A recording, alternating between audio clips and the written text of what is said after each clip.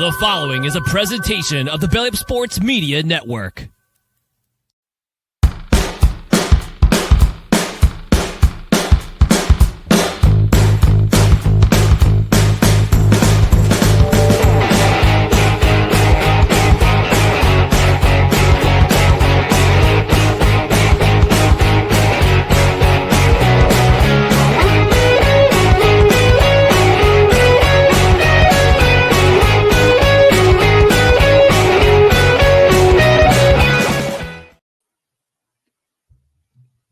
Wake up! They just put it on. Wake up!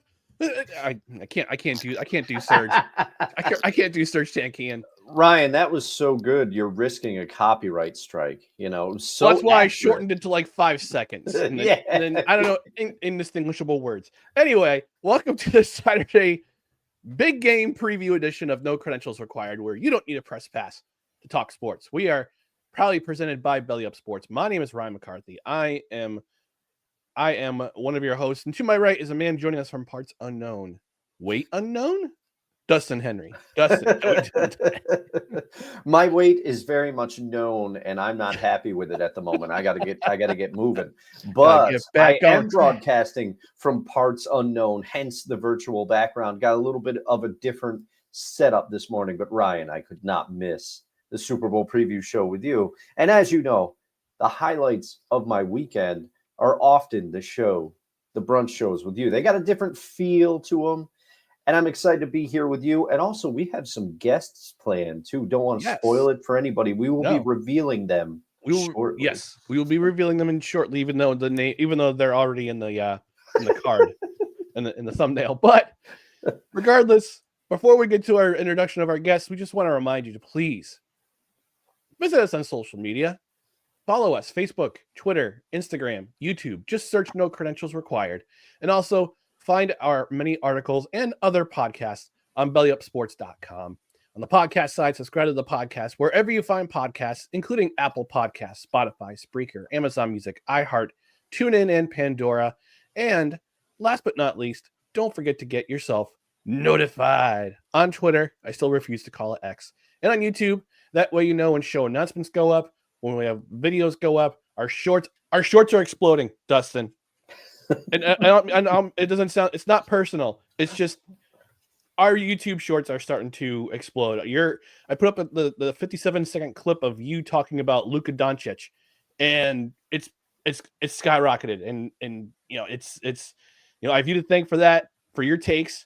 But also I want to thank our audience. There's some of our we've got some new subscribers too. So welcome aboard welcome to be a credhead. And don't forget, there's merch. We got merch too in the description. We got a link in the description for our merch from our bonfire store. Hopefully we can add more stuff throughout the year as we come up with more catchphrases and ideas for shirts and merch. But yes, if you want to show the world that you're a true credhead, visit our bonfire store in the description. Get some nice gear. So all that being said, I forgot to mention, on the podcast side, please rate and review. A 5-star rating would be helpful. A review, if you're on a platform, would be helpful. If on a platform we can leave a review, that'll be helpful. If you're on Spotify, leave us a comment. We will be generous and read your review and your comments on the air. They can be positive. They can be super positive and flowery with all the sunshine, lollipops and rainbows in the world, or it can be completely dank. We're still going to read them. And also because we are a live show Saturdays at 10 a.m. Eastern and Tuesdays at 6:30 p.m. Eastern, we welcome all your comments. And also, if you're watching on the replay on Rumble or on the Belly Up Sports YouTube channel, which will be available will be a replay on a little bit later today, we want to thank you and leave a comment because it drives the algorithm, as well as leaving a like. Leave us a comment. And again, live show. Leave comments during the live show on No Credentials Required YouTube and on Facebook and on Twitter. And Dustin, I know you're on parts unknown, but even from parts unknown, you can still hear the magical sound. I feel it in the air. It's chime time. I can feel it. Here it is.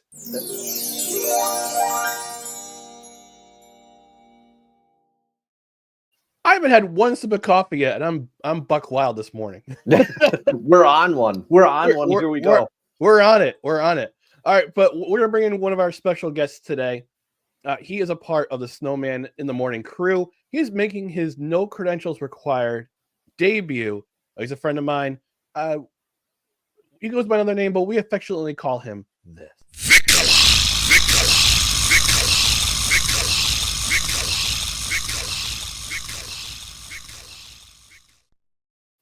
Please welcome to the show, Victor Locke.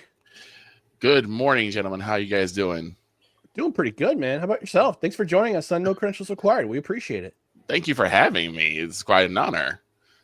Yeah, We're excited about this. Yeah, I mean, I've gotten to know you and your time with being a part of the Snowman crew every once in a while, and I'll jump in the chat or I'll jump on the show just to give my take on sports. And it's been, you guys always been welcoming to me, and I wanted to. I said, you know what? I was looking for another guest because the guest we usually have on for our Super Bowl preview, he's unfortunately he's on a funeral. His grandma passed away. So Jared, our thoughts and prayers for you and your family.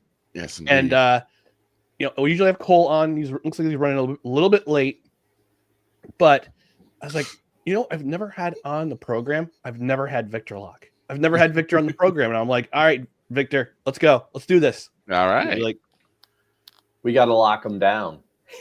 I'm sorry, I had to. That's all right. That's all right. I am totally happy. I'm totally ecstatic right now. So we're gonna get going with our. I guess fine. I'll call it Super Bowl preview. Actually, let me get this going here. So this Sunday, tomorrow afternoon, late evening, 6:30 Eastern, kickoff time between the Kansas City Chiefs and the Philadelphia Eagles, representing their respective conferences. And I'm going to have Victor lead off here. We're going to talk about what we're looking forward to. We're going to give our final score prediction, or what we're looking for, not so much looking forward to, but what we're looking at in terms of matchups, in terms of what's going to be the most important aspects of the game. We'll also give our final score predictions, and we're going to talk about one quirky thing we kind of like to see during this game. Okay. So Victor, I'm gonna have you lead off here. What's going to be the biggest impact for either team to win in this game? What's going to be the biggest aspect of either of these teams winning? Well, for the Eagles, I think it's almost academic. It's Saquon Barkley. I mean, the man is a monster of an athlete. That backwards hurdle still is the thing that's talked about this year. If it's not play of the year, I don't know what's going to be. And it's really going to come down to, can the defense of the Kansas City Chiefs, can they contain Saquon? They're not going to stop him, but can they contain him enough to where they can outgain him? On the Chiefs side, of course, going to be Patty Mahomes. Is this his year to get 3 in a row? Is he going to be able to get 3 in a row? And if he does get 3 in a row, could this knock him up a little bit more into that GOAT conversation? Because a lot of people are trying to put him in there. I think if he gets 3 in a row, it might cement him into the conversation.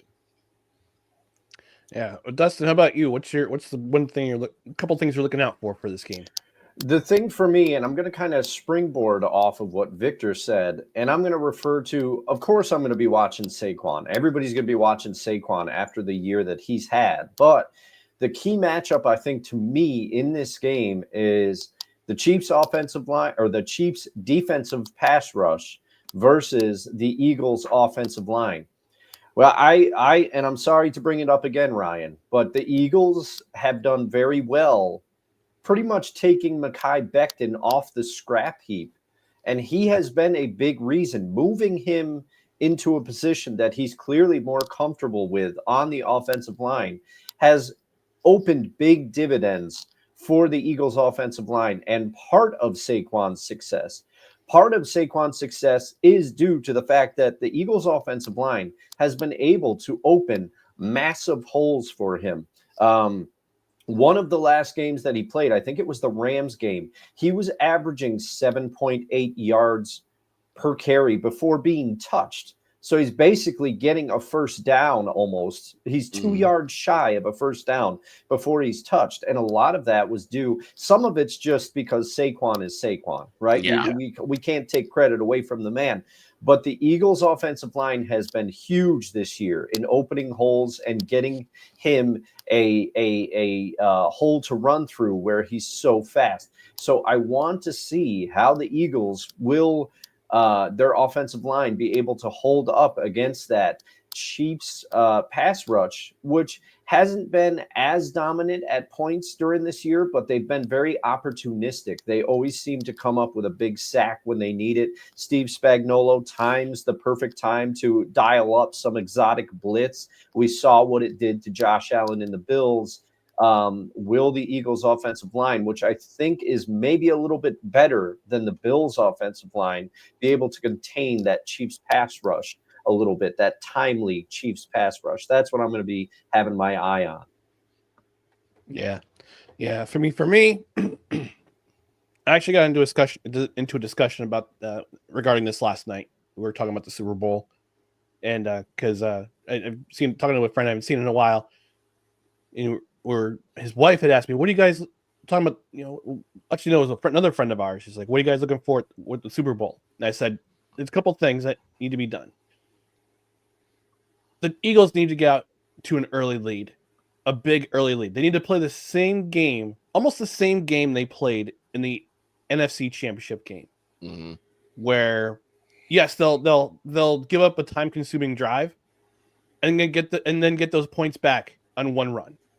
So what they did was they in the first run play of the game on the offensive side for them, they faked the jet sweep and pitched it to Saquon, which caused a ton of confusion on the defensive side of the ball, and then Saquon just took care of the rest.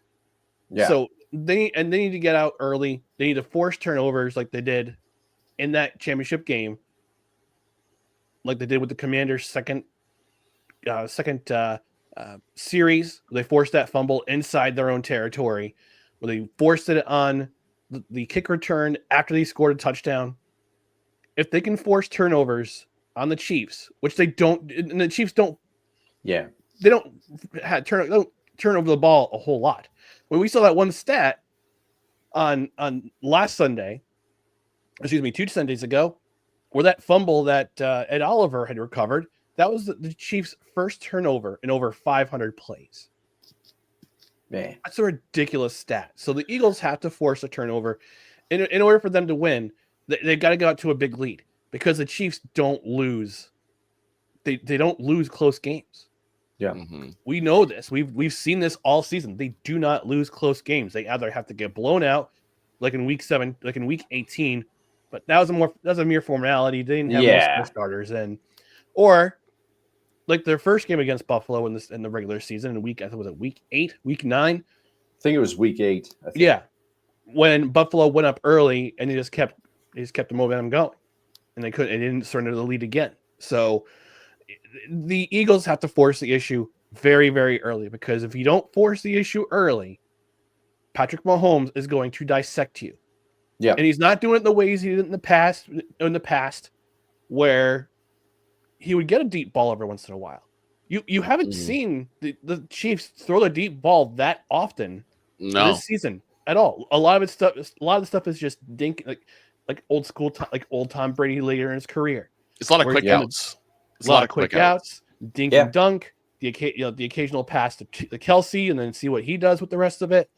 The occasional run for Pacheco or for Hunt or for Samaje Perine. Coming out of the backfield on a wheel route, or coming across coming out in the crossing pattern. Yeah. So the Eagles need to capitalize on any mistakes that the Chiefs make early.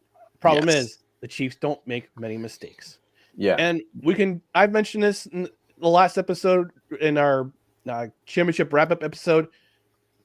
You can't let the factor of the referees come into your head. You can't let that play in your head. And even the players and the referees were asked about this. The Chiefs players and referees were asked about this. For some wise Alec DJ from Boston, but whoa, what about the referees? They seem to favor you. They're like, dude, go away. No, they don't. Well, and it's ironic I'm sick of hearing that narrative too. Like that narrative has to die. It's ironic that somebody from Boston would say that too after the years of the Patriots. Thank you. The Dominance. Brady years. Thank you. Yeah. and I couldn't agree more with what you said, Ryan. The ticket to the Eagles winning this game, which I think there's a big section of the country that wants to see the Eagles win this game simply because they're tired of the Chiefs. Right. The Eagles have to figure out a way to generate turnovers. I think you hit the nail right on the head, because if it comes down to the game late, you can't bet against Patrick Mahomes. You can't bet against him. And it's the old cliche. The Chiefs know how to close gaps. They won't get rattled. They're going to win the game, if it comes down to it late. So the Eagles have to assert dominance early and assume that the Chiefs will come back. But I wanted to ask both of you. You mentioned the deep ball, Ryan, and that Patrick Mahomes is not getting the deep ball as much as every once in a while he'd be able to use that arm and just launch it down the field. Right. I thought that DeAndre Hopkins, when they acquired DeAndre Hopkins, I thought he would be that deep threat that they were looking for, and he really hasn't. He had one game, I think, where he came up huge for the Chiefs and caught a lot of passes, but they weren't deep bombs. He hasn't had the impact that I thought he would. And is it partially because DeAndre Hopkins is just old now, or do you think he's still trying to find his way into the scheme? Well, personally, I think it's more of this. It's not part of the scheme, and it's something like Andy Reid. Andy Reid isn't all that known for launching the ball. He's more for like getting sure first downs. If you can get 5, 6, 7, 8 yards a play, he's fine with that. He's not known for the long bombs. I mean, I don't even think Michael Vick threw long bombs when he was with the Eagles, and I'm pretty sure Andy Reid was there at the time too. So it's almost like he wasn't. Like Andy Reid is not really that much into it, and it's not so much the Kansas City Chiefs way. They're more like get the sure passes, get the more high percentage opportunities, and if they get into first downs, they get into first downs. So if I'm the Eagles, I would put as much pressure on Patty Mahomes as I possibly can. Try to make him force errant throws that secondary can make hay. And if I'm the Chiefs, I need to make a wall around Patrick Mahomes, get Pacheco and Kareem Hunt out there early to try and set the tone. So I was looking at the stats for the Chiefs, and the longest pass play that DeAndre Hopkins has as a member of the Kansas City Chiefs is 35 yards. Okay. The longest passing play that Patrick Mahomes has had this year is 54. So you're not seeing like the 70, 60 plus 70-yard bombs. If there's going to be a long pass play, it's going to be a catch and run. Yes, we saw that in their game against Houston in the divisional, where we had Travis Kelce catch the ball in the middle of the field, wide open, mind you, and then just take it to the 2-yard line, and the Chiefs punched it in from there. Yep. So if you're not going to see a long bomb, I don't know if it has to do with the fact that they're just changing the way that their offense is schemed. Is Patrick Mahomes hurt? Is he just not having a great season with his arm? Mm-hmm. Regardless, he's still a weapon out there. And Yes. what you're going to need to do with him is that he's not only going to use his arm, he's going to use his legs. We've seen this a lot in the playoffs. He had a rushing touchdown against the Bills in the championship game. I believe he also had one in the divisional round against the Texans.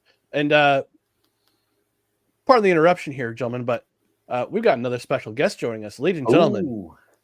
He is the co-owner of Comey Media. He's also co-host of Total Football Talk, the OG show, not the original, not the extra show, not extra, but the OG Total Football Talk show. He's a great friend of mine. He's a great friend of the show, Mr. Cole Johnson.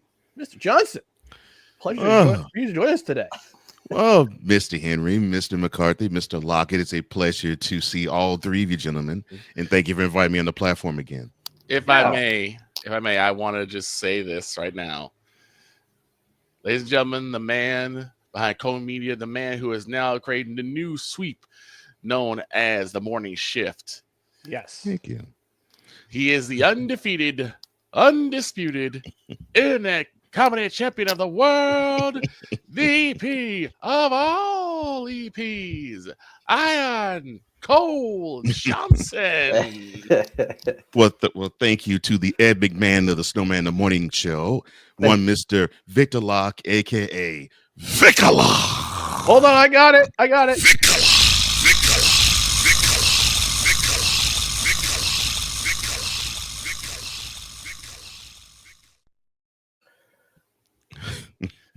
Let me just say, sir? Cole, you're one of a kind, because I tried to do that once on the show, and it did not end well. I banned myself. from doing it. Yourself. Oh my god. Yeah. You can also play in the background. Oh man, I'm gonna blind people. I'll stop. Yeah, it's also gonna make them see red afterwards too. My. So Cole, we were just discussing what we're looking out for, respectively, in terms of tomorrow's game between Kansas City and Philadelphia. You and our other friend of the show, Drew Willingham, shout out D Willie, went into it on Total Football Talk, but we want to get your insight here as well. What are you looking for tomorrow's game? What things do you think Kansas City needs to do to win 3 Super Bowls in a row? What are some things that Philadelphia needs to do to win their second title in, I think, 8 years? Yeah, 8 years. All right, I'll go with the Chiefs first then. I think what they need to do is they need to force Jalen Hurts. And to me, I think it's defensively. Offensively, all Patrick Mahomes has to do is just be himself. Yeah. Mm-hmm. And I don't think that's too hard of an issue, whether he throws for 150 yards or 400. Just as long as he's himself, he doesn't turn the ball over, and he gets his offense rolling the way it's supposed to roll. And unfortunately, the way things have been in terms of how people have tried to stop the Chiefs offensively, that now is almost a non-starter. It's like, okay, number 50 is going to be number 15. However he rolls, how he rolls. To me, the Chiefs defensively have to force Jalen Hurts to be a pocket passer. They have to force him to be a pocket passer. I mean, there isn't any two ways around it. Now, am I saying, or Eagles fan, am I saying that, well, if the Chiefs forced Hurts to be a pocket passer, that means it's an automatic win? No, I'm not saying that. I'm saying the best chance for the Chiefs to win is to force him to be that way. If he uses his legs, that is a problem for the Chiefs. If Saquon Barkley gets going, that's a problem with the Chiefs too. The Chiefs are not the greatest at run stopping, so that could be an issue. Yeah. But to me, the number one battle, the key battle in this whole game is between Kellen Moore / Nick Sirianni against Steve Spagnuolo. Yeah. Whoever calls the better plays for their unit, they will win the game for their team. No matter what the Chiefs offense and the Eagles defense do. Yeah, I think that's a pretty safe bet. I mean, I was talking earlier about how the Kansas City pass rush hasn't been dominant, but they've been very timely and opportunistic. They've been able to come up with a key stop or sack when they need it, or pressure, whatever. Steve Spagnuolo has, I would argue I don't know if he would ever take one, but he has played his way, so to speak, back into consideration for head coaching jobs, at least interviews in the future. He would get them, but I don't think he would leave Kansas City. I mean, if you've got things going the way that they've got it going, why would you leave? But he's been a master at dialing up the correct time to send the pass rush, so to speak, to unleash the hounds, so to speak. He does it at the right time during the game. Yeah, and he's done a masterful job. Yeah, for sure. I mean, it's going to be an interesting. Now, the over/under for this game, I'm going to bring it. I'm going to bring a betting line into this. I'm sorry, I have to, but Okay. the betting line is 48.5 for the over/under. Well, that's a bit high. Yeah, That is. I thought it was low, to be honest with you. Well, okay, if you're dealing with how they were 2 years ago, that is low. But Yeah, that's what I was thinking. But the reason why I say I think that's a little high is I think both teams, if you're going to just look at both teams offensively, I think they want to control the ball. Yes. For the Eagles, they want to have time of possession to get the ball out of the hands of Patrick Mahomes. The Chiefs, they want to own time possession to get the ball not in the breadbasket of one Saquon Barkley. Yes. Yeah, they've got to keep. If you're the Eagles, you've got to keep Patrick Mahomes off the field. You just have to, because he's going to find he's very opportunistic with his legs as well. He's not known. We know that he can move, and we know that he can expand the pocket, and he can easily, as Ryan pointed out, he can get touchdowns with his legs as well as anybody. But that's not. We don't look at him, at least I don't, and I can't speak for everybody, but I don't look at him the same way as I look at Jalen Hurts or Jaden Daniels, where that is not their only aspect of the game, but it is a huge aspect of the game. Lamar Jackson as well. We always talk about his dual threat. Patrick Mahomes is one, but we don't even talk about him in the same way with his legs as we do Josh Allen, for example, in my opinion. Patrick Mahomes kind of does it under the radar as Patrick Mahomes can be. That's sound, Dustin. Yeah, I agree with you. Yeah, this is going to be, but it could be one of two games. It could either be a defensive battle where you'll see both teams drive the field, but they can't put it in the end zone. You can't pocket in the end. You can't put a touchdown in the end zone. And you have to kick a field goal, or it's going to be like it was 2 years ago, where it's touchdowns. It's going to be Touchdown City. Touchdown City. Yeah, exactly. Yeah, each team scored 5 touchdowns in the game. So yeah. So, well, here's the thing too. Unlike a few years ago, where Philadelphia was having trouble with traction because the NFL put in the wrong turf at State Farm Stadium. You can't use that excuse anymore. You can't use that excuse again because of the turf that the Superdome uses. You can't use that excuse anymore. Like, I didn't get good traction. No, you don't have an excuse this time. Sorry. And plus, the Eagles have already played on this field this year. So, no, they definitely don't have that excuse. No, they don't. All right. So, go ahead. Go ahead. No, I'm just saying it's going to be a very interesting game. It could either be a shootout or it could be a war of attrition. Yeah. We haven't seen one of those Super Bowls in a while. I mean, the last one I could think of is New England Rams from a few years ago, where it was 13-3. It was the most boring Super Bowl I've ever watched. The touchdown was scored in the fourth quarter. Yeah. Right. Yeah, that's rough. I mean, I'm hoping I really don't. We'll get to it later when we do our picks, but I was telling Victor before the show in the green room, I'm having trouble getting a feel for this game. I really don't know what's going to happen. Right. And I'm just hoping for a good one. I do not want to snooze test, Yeah, that's what I'm hoping for as well.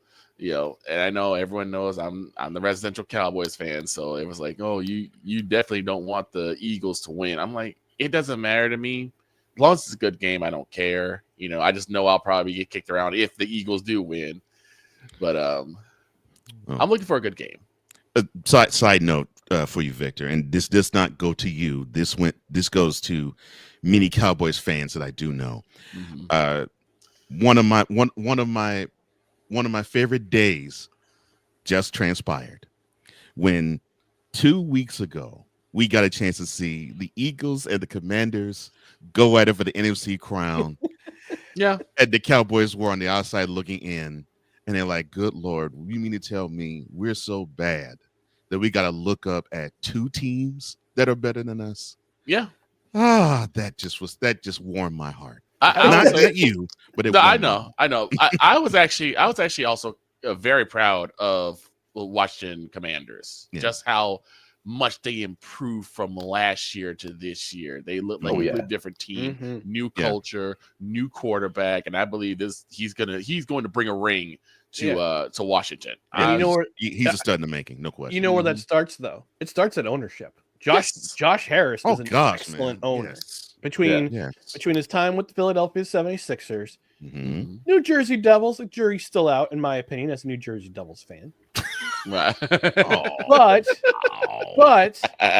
wow. As far as the last 2 seasons have gone in Washington, with Josh Harris as the primary owner. Yeah, and yes, they had to make a transition last year with letting Ron Rivera go, and that whole thing that was just a whole mess left over from the previous regime of he who will not be named, who is now somewhere in Britain, being very, very angry at the fact that he hates the fact that the Commanders are successful. That's another thing that made me happy. That's another thing that made me happy. Ice cream. Yeah. That's another thing that send made him me the happy. ice cream, Ryan. Yes, copious amounts of vanilla ice cream. Oh boy. Oh, see, I did not. Oh, I'm today years old. Okay, so he does not like vanilla ice cream. Nice. So he doesn't like vanilla ice cream, having to basically strike the slur off of the name and being threatened. You didn't say it right. It's the slur. I'm sorry. To strike the slur off the name of the team. And being threatened to have all advertisers pulled. And the NFL hate him. If I could pick you guys' brain a little bit about that, what are your thoughts on the possibility that the slur could come back? I honestly think it's probably gonna be just for like throwback jerseys, like Redskins of the olden days, and see how that see the temperature on that. And if that does work out for most fans, they might put it back on the 50-yard line. But that's just my opinion. What are you guys' thoughts on that? I wouldn't mind it. I wouldn't mind because if you know about the history of the logo itself, that logo was designed by a Native American from the Blackfoot tribe. So as far as the name goes, maybe put that on the shelf. But as far as like the logo itself goes, I'm okay with it. Yeah, that's kind of where I land on it, Ryan, is the logo. The logo, I don't think was ever the issue. Because it's not in the case of Cleveland where they had the logo with the smile and that whole thing. The face beat red. Yeah. Oh no. Yeah. It's yeah. The previous name of the team, I think, is the issue. The logo was never the issue. So I think the logo comes back, no question about it. The name, like Ryan said, I don't think you dust that one off. And I hate to be boring, but I agree. Power through it. But I agree. No, I'm just joking. I agree with Ryan and Dustin. Look, the logo is fire, and I've said this, and of course, you all know Drew. He's a huge Commanders fan, and I said to him long before when I teased him about the slur. So I was like, I've never had an issue with the logo, and people would attack me when I say, well, they had to strip the slur from the team. Well, the logo was created by an Indian. I don't care. I love the logo. I'm not talking about the logo. Talking about the name. Talking about the name. The name is offensive. I'm sorry. I don't care. I don't care how tied to the name you are, that it reminds you of your childhood. It reminds me of my childhood too, but it's like it's a doggone slur. I mean, I don't want to see a team that's called that, or the Mexican thing, or the black thing. That's a slur. Right. I don't think it's right. Forget politically correct. I don't think it's right.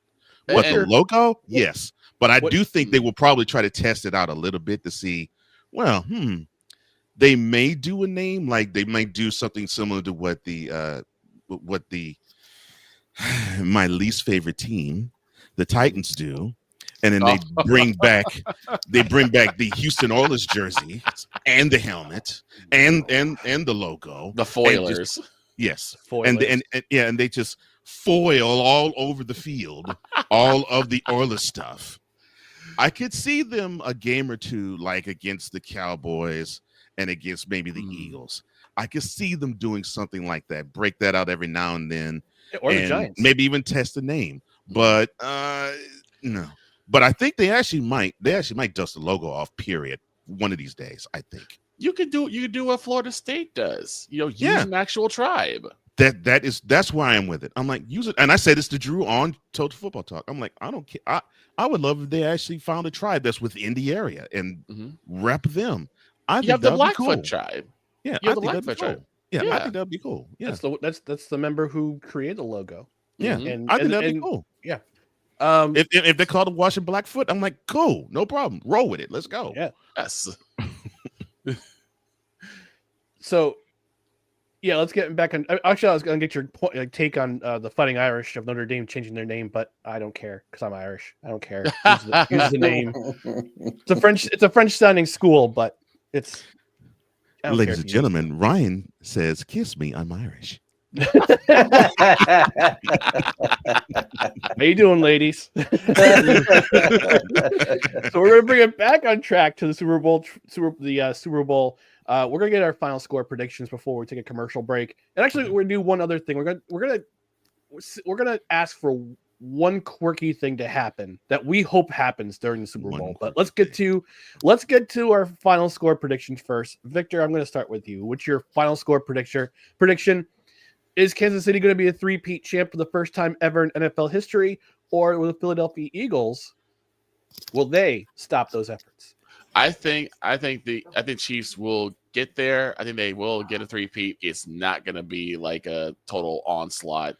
I'm thinking of about maybe 28-14 about there. Ooh. To see, because I think the defenses are going to really step up for this game. Okay.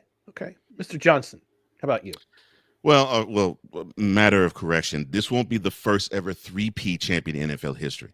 Well, that's what I was getting to. I meant Super Bowl history. That's what I meant. I apologize. Yeah. And I say this because I know a couple Packers fans. If you were to say that around then, they would be quick to say, "No, our team has done it twice." I get it. While they eat a block of cheese, yes. Right. Right.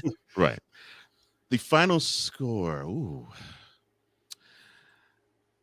I'm almost thinking it's going to be almost similar to last year, where not necessarily 25-22, but I think it might be like 24-21 or 26-23. But I believe it's going to be less than a score, more than likely a field goal, more than likely a last-second field goal, and I think it will be off the leg of Harrison Butker. I believe the Chiefs will get the first Super Bowl era three-peat in NFL history. And with Harrison Butker kicking the field goal, you see wild-haired feminists having a connection everywhere. Dustin, And the girls go wild. The girls go wild, but not in that way. Right. Dustin, how about you? What's your final score prediction? And who wins this game? I've been back and forth on it so many times already in my head, but I have a similar idea to Cole. I think it's going to be a very close game. And something in me says 27-24 Chiefs. Chiefs get this one. They get it done. They get the repeat done. As much as I want to see the Eagles win one for Saquon, I know there's a lot of Chiefs fatigue out there, but I've bet against them too many times, and they've proven me wrong every single time. How many times this year, Ryan, did I tell you on the show, the Giants have more 30-point games, as you correctly pointed out, and then I said eventually their luck is going to run out. It hasn't run out. At this point, it's past luck. They just know how to do it. They know what to do. 27-24, Chiefs win again. They pull the three-peat off. And the Chiefs actually finally scored 30 points in the game. Right. Yeah, they did that in the championship. Yep. They did it in the championship. All right. So I watched our preview from 2 years ago on Tuesday, just to kind of get the feel of what we're going to do for today's show. And I know Jared, if Jared were here, I guess unfortunately his grandma passed away, so he's at her funeral today. So Condolences. Yes, condolences, thoughts, and prayers to our friend Jared. If you picked the Chiefs, he would have been happy because that means his Eagles were going to win. Want to win. Yeah. I'm sorry, Jared. If they lose, it's on me. But I'm going to go with the Philadelphia Eagles, but I'm going to use the same score prediction that I had from 2 years ago, 38-34. Okay, so you got a little bit more of a barn burner going. I do, because I had that score prediction 2 years ago, and I almost nailed the score prediction. Nice. Here's something that I would love for you to all to savor. I really believe that if the score is that high, I think this time around it is in favor of the Eagles. Yeah. I was telling the guys before you came in, Cole, I said the key to the game for the Eagles is that they had to get out to a big lead, because you are not going to beat the Chiefs in a close game. You can't do so it. A score like this, like 38-34, it could be that they go up big and the Chiefs are just trying to play catch up for the entire game, and they do get it within 4 or get in within a touchdown score. But the Eagles get that Chiefs stop on defense at the end. Yeah. And then time runs out.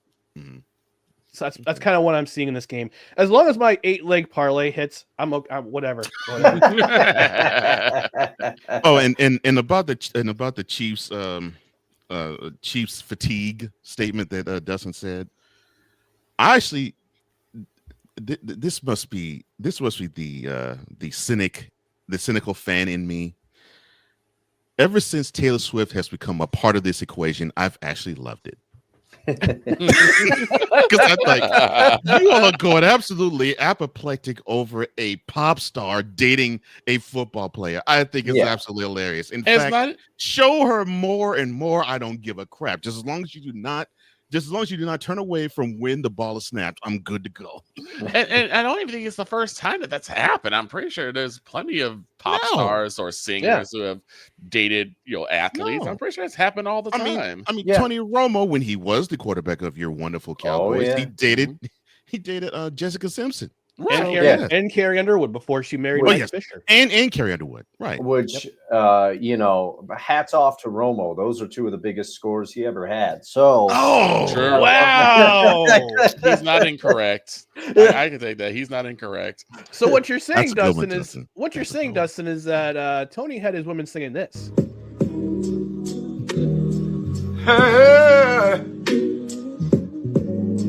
Ain't nobody calling me, texting me, paging me, asking me, are you still involved? Calling me, texting. I think that man's already been arrested by the detective Vic A. Law. Vic A. Law, I like that. Ladies and gentlemen, that is Mr. Tyrone Alizé McDummy, aka Tam. Oh, Tam. No, but don't forget there, Victor, the international Italiano-Irish villain Espresso McCarthy broke him out of jail just for this show. Oh yeah, I know. Nicknames, Vic. Good. I love it. I love it. Keep them coming, bro. So we got our score predictions in, but I want to hear from the panel. What's one quirky thing you really hope happens in this game? And I'm going to lead off with Mr. Johnson. One quirky thing that I want to see in the game. No, that's after the game. I was going to say, to just icing on the cake, Travis Kelce proposes to Taylor Swift on the field. Boring. But that's after the game. You said during it. So during the game, it would be interesting to actually see if Jalen Hurts can beat one of those well-timed Spagnuolo blitzes. Okay. Victor? Basically, tush push versus one of those Spagnuolo blitzes would be nice. After the game, I would say have one of the refs jump in Patty Mahomes' arms and just scared him out. Right. Just as long as George Karlaftis doesn't pull a Frankie Louvu, I'm good. Right. Oh. Right. That was terrible, man. Frankie Louvu. I was getting mad. I'm like, why are you doing it again? Why are you doing it again? If Jared were here, he would be having an 18-minute rant about how much he hates Frankie Louvu. Dustin, how about you? All All right. So during the game, and I mean, I kind of talked about it. For as much as I am a running back fan, it's going to be great for me to watch these two running backs because I love the way Isaiah Pacheco runs. He runs very hard. But I'm kind of hoping that Patrick Mahomes does uncork one to DeAndre Hopkins, just because I love to see a long ball in the Super Bowl. I feel like the Super Bowl is the venue for it, and it's when you empty the playbook, so to speak. Get something, Andy Reid, get something out of there that you haven't used much this year because you're a West Coast offense guy, which I forgot about. He's from the Holmgren coaching tree, which was from the Walsh coaching tree, the West Coast offense. But for after the game, and I know that he's come out and he said he's going to coach one more year. But if the Chiefs win, I think there's a high probability that Andy Reid decides, you know what, fait accompli, I'm done, and rides off into the sunset. Because what else is there for him left to prove? And to do it against his former team, to do it when he there's no denying that in his earlier years with the Philadelphia Eagles, Andy Reid struggled with clock management. He struggled with some things at the end of games, and he has successfully shaken that. And he's proven that he's one of the best coaches to do it in recent memory. So what is left for Andy Reid to prove? I think he walks off into the sunset. Mr. Henry, I have something. I have a challenge. I have another planet to conquer for him. What does he have to prove, Mr. McCarthy? Career wins. He's at this time he's 273 right now, and Don Shula's at 328. So I was about to say. But maybe that. Do the math correctly. It's about 5-6 years. 55 wins. So he would have coached like 5-6 years of a quality team like the one he has now. Yeah. Yeah, that's right. Which I just think, and to kind of, I understand your point, Ryan, but I also, what are the chances if the Chiefs do this? It'll be the first time it's ever been done. So in the Super Bowl era, yes. Yeah, not even those great Patriots teams did it. And good, because we would never had to hear the end of it from Boston. Oh my God, it would have been horrible. Oh gosh, I would never heard the end of it on mentality. We would have never heard the end of it if they had gone 18-0. Yeah, or 19-0. Excuse me. We would have never had to hear the end of it if they won 3 Super Bowls in a row. I can already hear Wise now. F the Patriots. F Boston. Yeah. We must acknowledge the tribal chief since we have to. Yes. I'll just go down the list and the roster of Patriots just to say F Boston. I can, if that happened, I already know that's exactly what would happen. The following is a public service announcement from Wise El Jefe. Boston. This has been a public service announcement from Wise El Jefe. Wise man. For our I'd have to say Wise. I'd have to do 1 hour for you to do this, an hour show for you to go off on F Boston on the Patriots only. If that happened, I could pitch him doing that. Yeah. I don't think that's too far of a. But I think with Andy Reid, I don't think he's going to be able to get there. Even if because with the window being the way that it is in the NFL and in the parity league, and then look what's happened to the Lions. The Lions didn't even win the NFC Championship, and their staff is still getting decimated. You can't keep the cohesion together like that. Coaches leave, players leave, and eventually. So I just don't think, and I don't think he'll be able to have a better finish than he could if he wins, if the Chiefs win the Super Bowl. So next month he'll be 67. So I mean, it's possible. Yeah. If he coaches as long as Pete Carroll has, and is going to. Yeah. But he has a low key energy, unlike Pete Carroll. Pete Carroll, he's like, let's go, let's get this done. Shooting the gum relentlessly. 15-year-old. And Andy Reid's just sitting there like, yeah, okay, let's wrap this thing up. I got a cheeseburger waiting in the locker room for him. Yeah. Like, Yeah. you just have Andy Reid, riding off the sunset and promote Quaker Oats oatmeal after this, Oh Lord, not have him be the next Wilfred Brimley. Goodness. Oh man, Chicken blood sugar, chicken dolphin. I'm Andy Reid, and I'm here to talk to you about diabetes.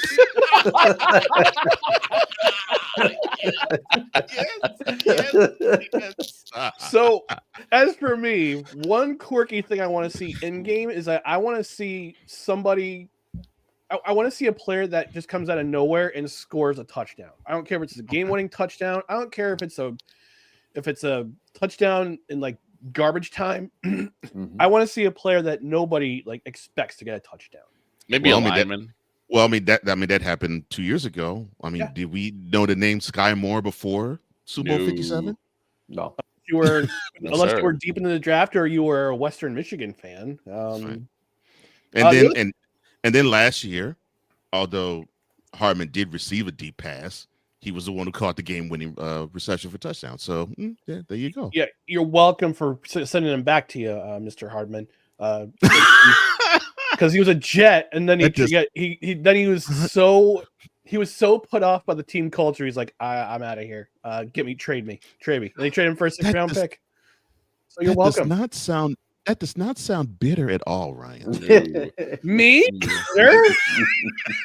Mutually assured destruction. The other thing I want to see that's kind of quirky is I want if Patrick Mahomes suffers an injury, I want to see a referee pick him up like Kevin Costner picked up Whitney Houston, the bodyguard, and carry him off the field with.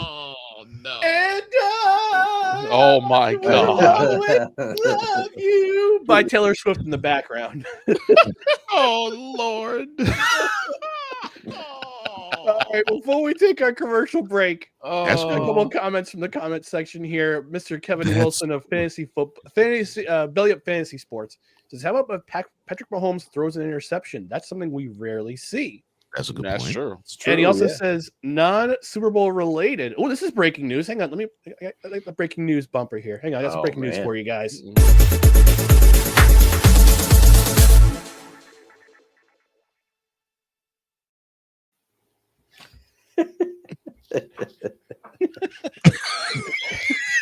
I love the breaking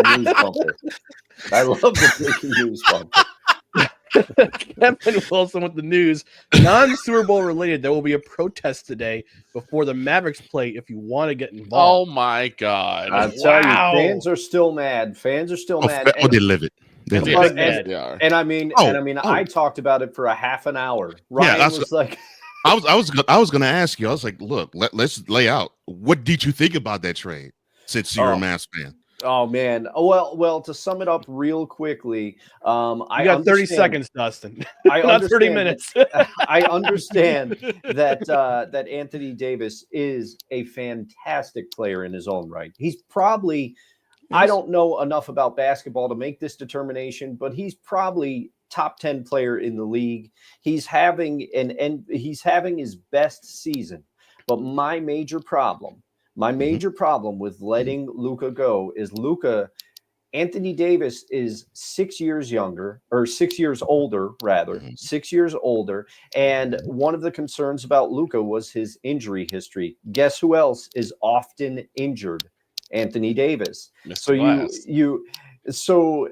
I just, no shade against Anthony Davis, but I cannot justify the Mavericks trading someone who just helped them get to the finals. Yes, he was a liability in the finals, but he's 25 years old. He's entering his prime. He's going to get better. Anthony Davis is 32 years old. He is on the tail end of his prime. He shortens your window considerably. If you do not win now, this trade will be a massive debacle. I am not arguing. This trade probably made the Mavericks better in the short term, but you cannot get rid of a player of the caliber of Luka Doncic, considered by many to be top 5, if not top 3 in the NBA, entering his prime. And the issue I had is the Mavericks did not shop him. If you don't want to pay him the supermax, have the guts to shop him and tell your star, that you're going to shop him instead of covertly going to the Lakers when you probably could have at least inquired about the younger player from the Timberwolves who is escaping me right now. Anthony Edwards? Yes, you could have inquired about Edwards. I'm not saying they would have given him up, but that's the thing. Go out and shop him. Go out and shop him instead of behind the back going to the Lakers because you're afraid that it's going to get back to Luka. That's it. I will sum it up this way. I had a friend we talked about this last, friend and I were at the local watering hole talking about that trade last night. And I talked about how the Supermax came into effect. And we both came to the conclusion that if Mark Cuban were still majority owner, oh my God, that trade would have never happened. That trade would not have Cuban doesn't make it. Cuban doesn't make it at all. My first thought was. Oh, go ahead. Kevin says, go ahead. My first thought was, who asked Jarrell for trading advice? I'll keep this will be the last comment before we go to break. Kevin says, "Sum it up. Mavs are dead to us." All right, Kevin O'Leary in the house. I like that. All right, we're gonna take a commercial break. When we come back, we'll do a quick hot food takes, and we'll talk about our favorite athletes to wear the number 11. Plus, we have a new segment coming up because a certain goal scorer in the NHL is closely approaching Wayne Gretzky's all-time record. So stay tuned. Stand by for more No Credentials Required. This episode of No Credentials Required is brought to you by Invader Coffee. For the coffee lover who wants good, quality coffee with no bullshit and no filler, Invader Coffee is an ultra-premium, veteran-owned coffee company proudly delivering only the best coffee your hard-earned money can buy. They aim to only serve the highest quality, organic, air-roasted coffee beans sourced from free trade farms all over the world. They keep things simple. The best coffee at an affordable price in order to provide you with the value you deserve for your morning boost. 100% fair trade, 100% organic coffee beans, 100% air roasted, 100% money back guarantee. Visit invadercoffee.com, enter promo code BELLYUP at checkout, and receive 15% off your order. Oh, it's over. Okay. Invader Coffee.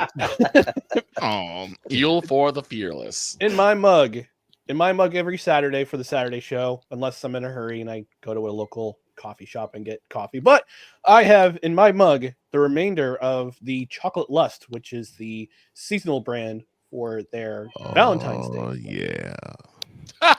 Calm down, Deshaun.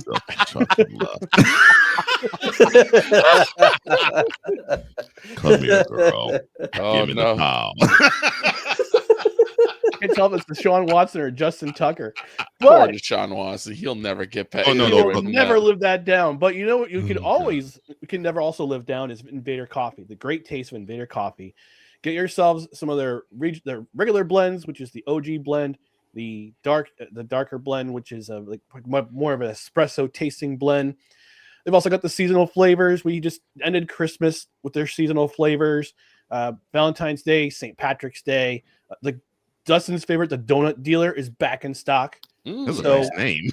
Yeah, it's great. It's a great coffee too, and it's one of his favorites. And they also in addition to the regular coffee, which you can get either in whole bean or ground, you can also get some of their cold brew, and they sell them both individually and they sell a case of 12. So you can get yourself some of their great cold brew coffee. And what you want to do is visit the link in the description, which is our affiliate link. So you can help the show. You can also save yourself 15% off your order with promo code BELLYUP at checkout. It's a great coffee. The low acidity, the air roasting, the special air roasting that they do gets rid of all that acidity, gives it a smooth taste. You don't have to put extra ingredients in your coffee like sugar and milk and cream, which just adds more calories. No, you can drink. I drink it black. You should, and it's a great blend. It's nice and smooth. It's awesome coffee. It's awesome coffee. And we always vet our sponsors before we put them on the show. I had the Invader Coffee before it became a sponsor of No Credentials Required. It's great. It's great coffee. So again, go to the link in the description. It helps the show. Get yourself some coffee. Get yourself some cold brew. Get yourself some gear too. And thank us later also. So because you'll agree, it's some of the best coffee you'll ever have. So tonight, let it be low and Invader Coffee. All right. To steal an old bit from Kids in the Hall, if anybody watched that, 30 Helens agree. Invader Coffee, great coffee. Whenever I think of coffee and comedy bits, I think of Chris Farley, the coffee bit for the decaf during Saturday Night Live, where you tell him it's not actual coffee, it's decaf, and the look on his face goes from utter joy to horror. You son of a beep! And he flips the table. You no good line, son of a beep. It's funny because at the Chris day job here, each week we have to prepare coffee for a class that we have on Thursday nights, and I'm usually the one preparing that coffee.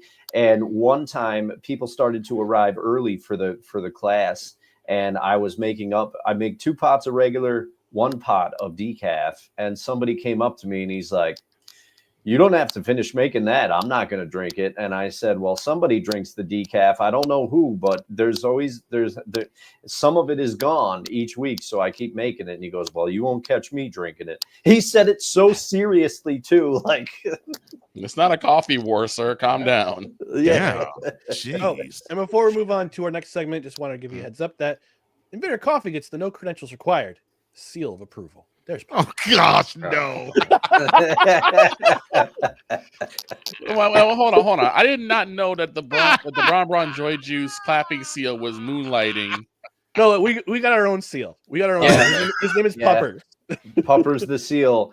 But I have to tell both of you gentlemen, and Ryan will never do this again, but one of my favorite moments in the history of the show is when Ryan, the first time he introduced Puppers, he said, Invader Coffee gets the art seal of approval, and he did the clap too.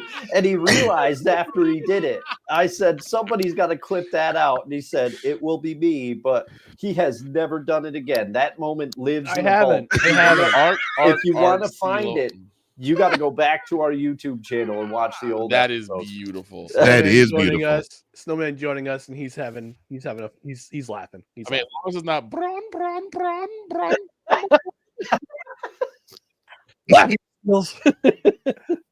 Oh man. Move on to a Saturday tradition that is hot food takes. And this is all about Super Bowl snacks. Man, bring that element back, because I might want to have that burger. The cheeseburger, Thank There you, go, sir. Cole. Thank you, sir. I appreciate that. The bun bouncing scares me though. Yes, that's what Ryan and I talk about it every week. We're afraid the top bun's gonna fly right off. We don't know. Oh, we don't my. know. Thank you, sir. Snowman added, not the seal. No, this is our seal. This is our seal, not the clapping seal. So hot food takes. We're going to talk about Super Bowl snacks.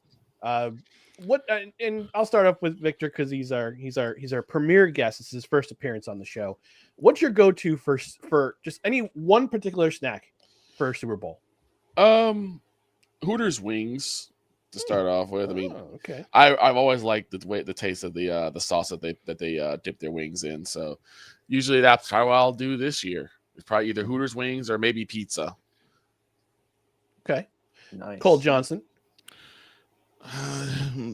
Wings, definitely. And tomorrow I plan on dining on a dozen of wings at a place near me. Get it shipped home, and I'll probably tear into them when kickoff happens. So yeah, wings definitely. Maybe for a change of pace, beef nachos. Ooh, So nice. very important question for you, Cole. With your wings, blue cheese or ranch? Ranch. I don't mind blue cheese, but I'm a bigger ranch fan than blue cheese. You are not allowed in Buffalo. Look, okay, I love you, Bills Mafia. I love you, Western New York. I do not care. I prefer my wings without either condiment. I just eat them. Drink them. Now, Drink your wings. Now, with or without, I'd rather without. Yes. Okay. That was a weird. You're drinking wings? That slipped. Yeah, I can picture Ryan taking the That was bones good, out, Dustin. putting the wings in a blender, and just Oh my gosh. They have to be Wing bone wrap. wings, or as I call them, Wait. frosty nugs. Wait, with or without the bones? Out the bones. I think he said he got the bones. Okay, I was about to say. If I want that extra taste of marrow, I would leave the bones in. yeah, the health benefits, Ryan. Yes, the bone marrow is good for you. Dustin, how about you? All right, I'm going. So for me, wings are like the default football food. I mean, it just pairs perfectly. Now, one year, usually I have a Super Bowl party due to things that happened, me getting sick among them. I'm not having my Super Bowl party this year. I love wings, but the year that I decided to make 100 wings with 3 different flavors was absolute hell in the kitchen. So I bet. if I'm making the food, I don't make wings, but I love wings with the Super Bowl. You hit the nail on the head, gentlemen. I will be having pizza tomorrow. I made homemade pizza dough. It is fermenting in the fridge right now. So Nice. that's what I'm going to be doing. And for a Nice. snack, Doritos are a Super Bowl staple for me. You got to have Doritos, nacho cheese. No, I No, gotta ask Dustin. I'm not averse to pizza either. So yeah. No, I gotta ask Dustin because you're making pizza dough. I'm in the middle of I'm concluding a craft brewing certification class. I just learned all about water. Did you make sure that the alkalinity of the water was on point?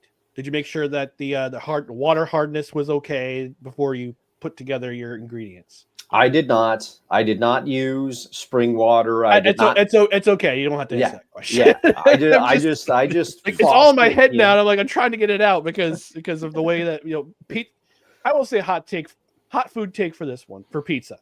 Okay. New Jersey pizza is better than New York pizza. You've said this for years. You've said this for years. I have. Really? And thus World War IV was declared. Bring it on! I'm right here. Jersey peach is better than New York. Okay, why? Jersey pizza. It's just made different. I don't understand. I mean, it made it the same way as New York pizza, but I just happen to think maybe because I'm biased because I'm originally from New Jersey, but the pizza shops I've been to in New Jersey have better pizza than the ones in New York. I can understand that. Well, yeah, I could. I mean, it's close enough, like regionally. I don't think. Yeah. And the other thing is, I think sometimes with all of us, and in this right now, and everyone across the world who is watching now, I think nostalgia plays a bit in that, Ryan, because I think Jersey pizza is what you grew up with initially, so nothing is going to match that taste, No. That's why I still have a soft spot for Pizza Hut. Yeah, that's right. Pizza Hut's its own thing, but I'll eat it because I have the memories of like going there after Little League games and the red Coke cups and all that kind of stuff. Nostalgia is a powerful thing. See, with that sound take, Dustin, man, now it's gonna suck for me to have these arguments about barbecue.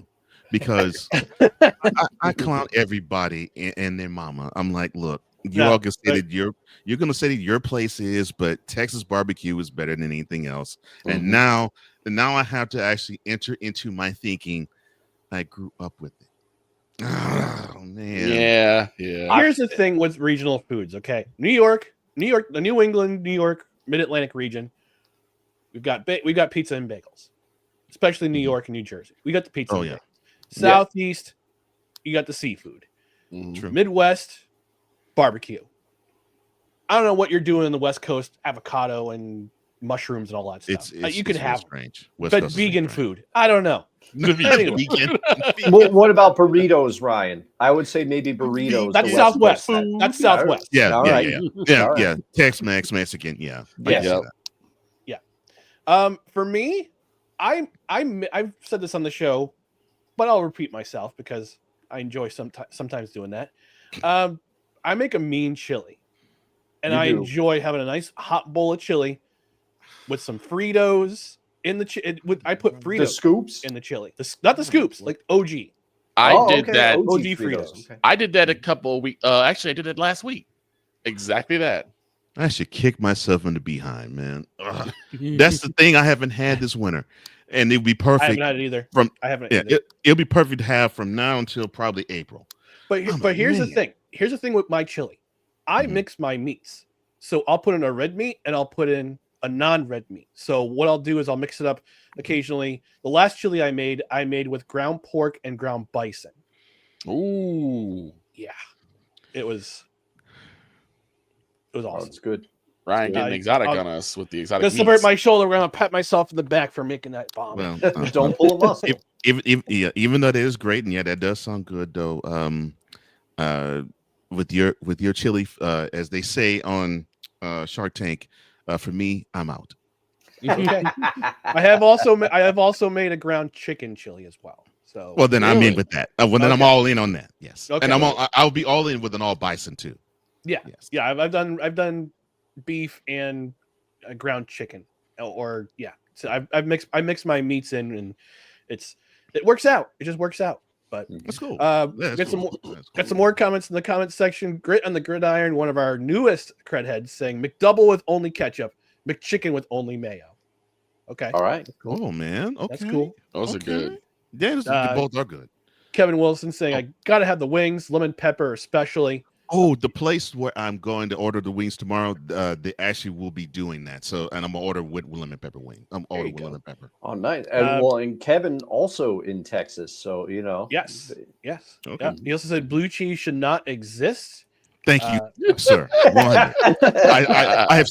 Okay, all right. I'll say it. I'll be real quick. My father loves blue cheese. Mm-hmm. I thought he was an alien when I was younger. I'm like, why would you want to put this junk on your salad, Dad? I don't get it. It's the funk. And of course, he said, when you get to be an adult, you can do what you do. This is what I do. This is what I like. You can step off. I'm like, all right, no problem. But just know, on the record, Dad, I think that is gross and ridiculous. Yeah. He also agrees homemade pizzas. Sign me up. Yeah, absolutely. OG Fritos are the best. And our friend Julie from Michigan saying, hello, gentlemen. Hello, Julie. Thanks for joining us. Julie, nice to see you. We appreciate you. I want to know, as a Lions fan, if you're going to be watching the Super Bowl tomorrow too, because she's a big Lions fan. She's from Michigan. Very disappointed at the outcome from the divisional playoff, but I'm kind of curious to see if she's still going to watch. But this has been our edition of Hot Food Takes. Bouncy buns. There's that burger. You know, and I have a bigger screen where I am now, and I never really noticed the state of that tomato. That looks concerningly juicy.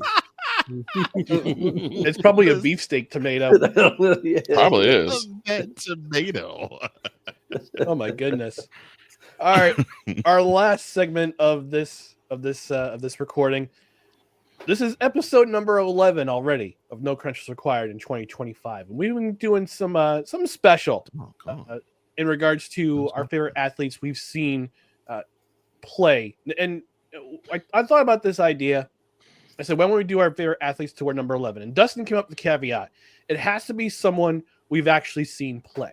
Like, it can't be from somebody in years past that is from a bygone era. It has to be somebody who we've actually watched on television, watched live, to wear the number 11. And our special guest, Victor, I proposed him the question. He says, yeah, that's a curveball to think about this one. Like, well, now you're on the spot, pal. So, I do have one. Okay. One of my favorite players was on the Bulls dynasty, and he not only used number 11, he also played under number 10, and that is B.J. Armstrong. Oh, okay. I forgot he wore 11. I just remember wearing number 10, but I forgot he wore number 11 too. Yeah. Mm-hmm. Interesting. All right, Cole Johnson, how about yourself? I'm debating on the choice of 11 that I want to use. But you know what? I'm going to endear I'm going to endear and anger at the same time. One of the co-hosts of this program. Uh-oh. I would have to say probably my favorite person to wear number 11. I would have to say Mark Messier. Oh. Ryan's face. You only knew my hatred for Mark Messier. He's on the Oilers too, Ryan. The New Jersey. I understand as an Oilers fan, yes. For you, Dustin, yes. But for me. And now we have seen Well, the international Italiano supervillain espresso McCarthy emerged. I'm glad I made Dustin happy. I'm sorry I made you angry, Ryan, but I knew when I was going to say the name. Continue your line of thought, Mr. Johnson. I knew when I said the name, I was like, Ryan he's gonna hate when I say it. But it was, for me, I grew to actually love the guy, and actually I grew to love him actually in Edmonton, and not really when he became a Ranger.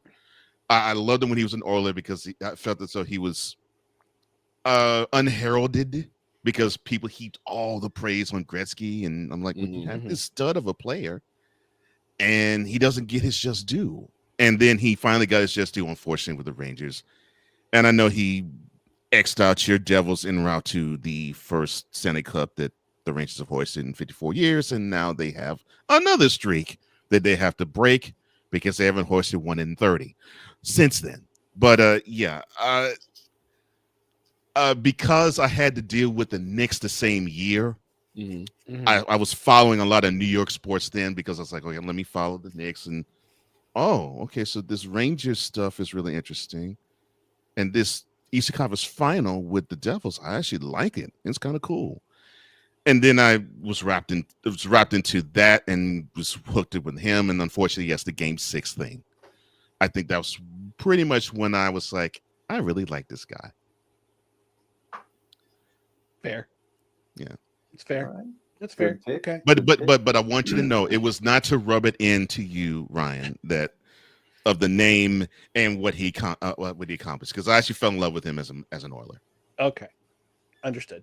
Thank you for clarifying. I appreciate it. I would not have to ban you from the show.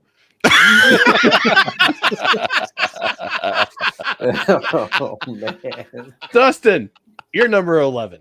Oh man. Well, I'm going to keep it quick. And Ryan, you've known that this one is coming. And Cole, do not worry about angering anyone, because I'm going to anger and shock a lot of people with my number 11. Okay. But I'm picking him. Brett knows it's coming. If he, I talked about it when we talked about Yankee memories on his show. And he is watching, by the way. Shut up. Brett Redlinsky 1420 podcast. Shout out to you, Brett. And thank you for reading that Righteous Felon ad as well. Yes. It's always nice to hear your voice on the show. It's Chuck Knobloch for me.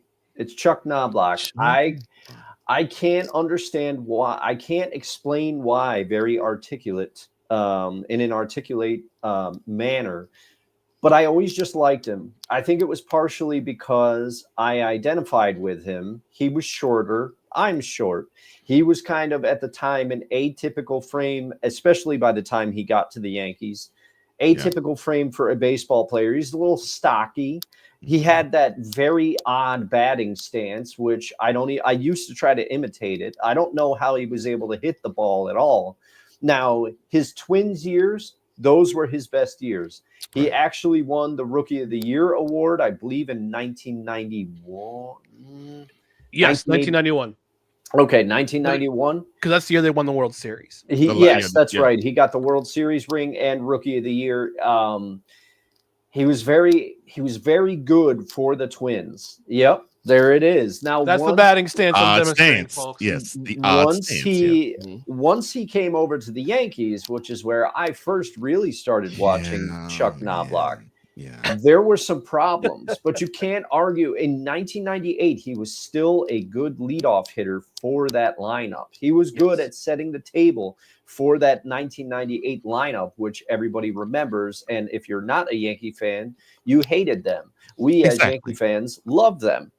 But I loved number 11. Also, I think part of it was when I was a kid, I didn't want to wear the Jeter jersey. I didn't want to wear the jersey that everybody was wearing. And so I always chose Chuck Knobloch, and it was just very, people always saw that and they'd be like, Knobloch, and they'd kind of give me a look. And I was like, you are 100% right, Chuck Knobloch. I'm going to rep him. And, by the time I saw one of my first Yankee games live at the old stadium, he had already gone through his period where he was moved to left field and he had the yips. And before one of the games, I went down and I leaned over the third deck in left field, and I said, "Hey, Nobby," and he actually acknowledged me. He gave me a little wave, so I liked that. Nice. I've always liked Chuck Knobloch. I can't really explain why, because his Yankee career, not the best, but I enjoyed watching him play. And honorable mention to Brett Gardner, another number 11. I must have had a thing for 11 on the Yankees, like the way Brett Gardner played the game as well. But 11 is the pick. Chuck Knobloch. Shout out to you, Chuck. Let's see, note to self: Dustin would not wear an A-Rod Yankees jersey. No, I like him even better already.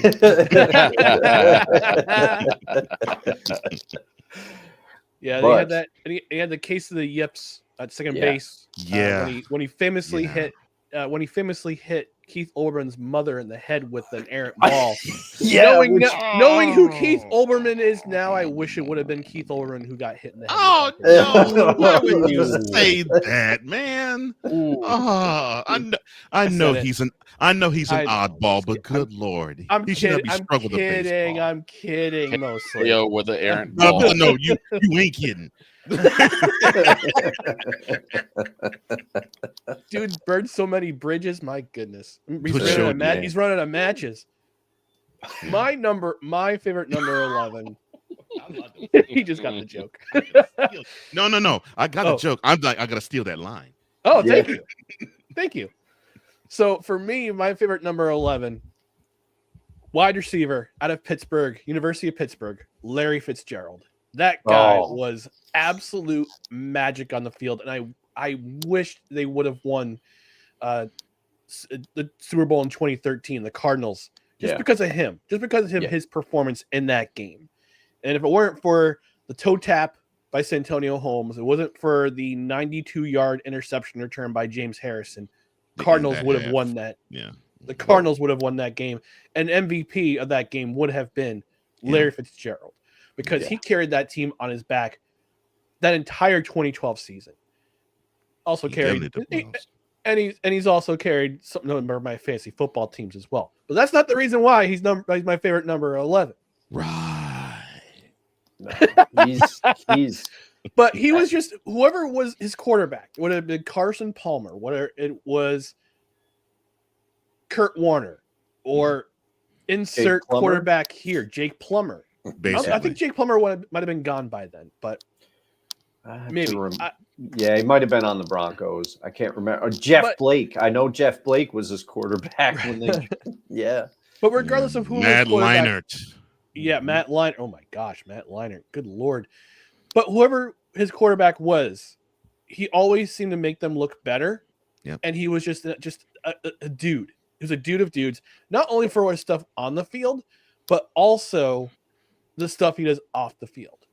I believe he won Walter Payton Man of the Year a couple times in his career. And these stats alone are just ridiculous. They're over almost 1,400 receptions, over 17,000 receiving yards, 120 receiving touchdowns, had some memorable moments in the playoffs, including that touchdown catch in the Super Bowl where he put the Cardinals in the lead. Also that memorable run and catch against the Packers, I think the next season, which put the Cardinals over the top for that year, that season. So for the playoff round, but the guy was just magic to watch in the field, an absolute gem of a dude off the field. And he's my favorite number athlete to wear the number 11. And then there's countless others too. We got Barry Larkin, Isaiah Thomas, Chuck Knobloch, Phil Simms. I love Chuck makes the list. Yeah, Phil Simms. I'm trying to think who else number 11. We got a couple of comments about number 11 in the comments section. Julie says that she's probably not going to watch the Super Bowl. She says she thinks it's the most overrated Super Bowl, but she will watch the Puppy Bowl instead. Oh, Who you got, Julie? You got Team Fluff or Team Rough? The Puppy Bowl. Remember when John Sterling did the Puppy Bowl that one year? Oh my gosh! Well. To warm Dustin's heart, you could say Kyrie Irving. Oh yeah, that is true. I've had to apologize many times to Kyrie. He did apologize to Kyrie, to be fair. Yeah. Kevin Wilson saying, I know we're processing the Mavs, but Klay Thompson is my choice. He was a Warrior before he came to the Mavs, but he still wore number 11 with the Warriors as well. That is correct. Julie saying her favorite number 11 is Khalif Raymond because he's a Lions fan. And she also says, side note, Dan Kimmel was robbed of Coach of the Year, and I'm bitter about it. So I'm mad at the NFL right now. So I'm boycotting the Super Bowl. LOL. Oh, man. Oh, man. That's really hard. Oh, gosh. Yeah. She's coming off the top rope on that one. Sports Julie is definitely showing up in the chat for sure. Yeah. All right, we're gonna get out of here. Before we do that, want to give our guests the chance to promote where they are. Victor, I'm going to start with you. Where can people find you? Where can they find Snowman in the Morning? Well, you guys know, go to Snowman Multimedia. We're also going to have Snowman Sportsnet, and I am on every single morning when I can, on Snowman in the Morning. That's starting at 11 a.m. Eastern Time, 10 a.m. Central, and we go 2 hours of nonstop sports talk. All right. Mr. Cole Johnson, where can people find you? All right. Well, let's see. There have been some programs that have been on hiatus, but they're coming back off of it. I will start with the one that has not been on hiatus, Total Football Talk. You can find that on Comey Media Incorporated. That is every Monday at starting at 11 a.m. Eastern, 10 a.m. Central, again on Comey Media Incorporated, the YouTube channel. You can also find it also on Comey Media's YouTube channel, Mentality. That's the show I host with my brother Wise El Jefe. We've had to take a hiatus for personal reasons, but it will be coming back very soon. I'm looking forward to it just simply because there's a whole lot of things that's going on in the world, and I know Wise has a lot of takes on it. And then there is the program that I've been on hiatus for a minute, but I'm coming back strong with it either this Monday or next Monday. Hey, see on the screen, BS3 presents the Morning Shift with Cole Johnson. It will be returning weekdays, 8 a.m. Eastern, 7 a.m. Central, on the BS3 Morning Shift Cole Johnson YouTube channel. That is the BS3 Morning Shift Cole Johnson YouTube channel. If you want to know what's going on with the news, what's going on with sports, what's going on with weather, and if you want something that's uplifting and it brightens your day and it lifts your day, and you want to hear something on a spiritual note, this program is for you. All right. And here's where you can find us on social media. You can find us on Facebook, on Twitter, on Instagram, on YouTube. Just search for No Credentials Required. You can also find many of our articles and podcasts on bellyupsports.com. And on the podcast side, subscribe to the podcast wherever you find podcasts, including Apple Podcasts, Spotify, Spreaker, Amazon Music, iHeart, TuneIn, Pandora, wherever you find podcasts. And also get yourself notified on Twitter. Again, I still refuse to call it X. And on YouTube. That way you know about show announcements. You know about videos that go up, video clips, our shorts. Again, our shorts are exploding. Not like the shorts we're wearing, but the shorts on YouTube. They're starting to explode. They're starting to take off. So we thank every one of our cred heads for watching, for sharing as well. On the podcast side, rate and review, 5-star rating. Leave a review if you can. If you're on Spotify, leave a comment. That way you know you're watching. Also, share with a friend. Share the podcast with a friend. Tell your friends, tell your enemies all about the No Credentials Required podcast. And if you're watching on the YouTube Belly Up Sports YouTube channel on replay, or you're watching on Rumble replay, again, leave a comment. No thirsty hoes, please. No thirsty hoes. We're poor. Oh, man. So that's going to do it for this edition of No I was not Credentials expecting that to come Required. out your mouth. I love it, but I wasn't expecting that to come out your mouth. You were speechless, I can tell. We